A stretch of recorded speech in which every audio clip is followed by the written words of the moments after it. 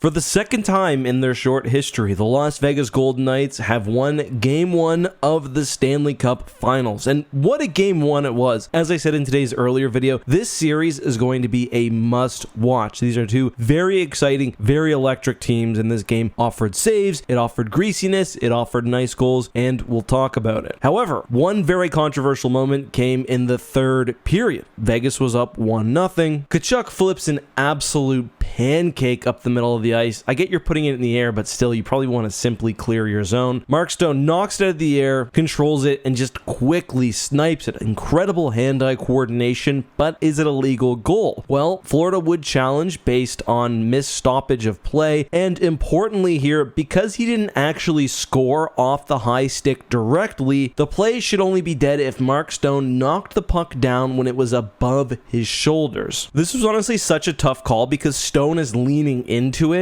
and the puck is far away from his body. The review was short, the goal would count, giving Vegas a 2-goal lead with just over 6 minutes remaining. I think in this case, there just wasn't enough clarity without like perfect optics and cameras to figure it out 100%. And in that case, where there's not overwhelming evidence, the call on the ice stands. But yeah, I think that goal will be one of the main stories talked about until Monday evening. And after that point, the game really devolved. There was some rough stuff. Florida took a few penalties. However, they almost got back into it with a short-handed rush, but Adin Hill absolutely shut the door. And Vegas was able to ice the game with an empty net. Adin Hill had some spectacular saves this game. So did Bobrovsky, by the way. About 4 minutes in, he absolutely stoned Vegas on the 2-on-1. But Adin Hill had maybe the save of the playoffs. He found himself a little out of position and just absolutely slides back to rob Florida of what should have been an empty net goal. Honestly, if he doesn't make that save, the tone of the series could be wildly different, especially where it was Florida who actually took the first lead of the game when Adin Hill put himself out of position and Eric Stahl scored the short-handed wraparound.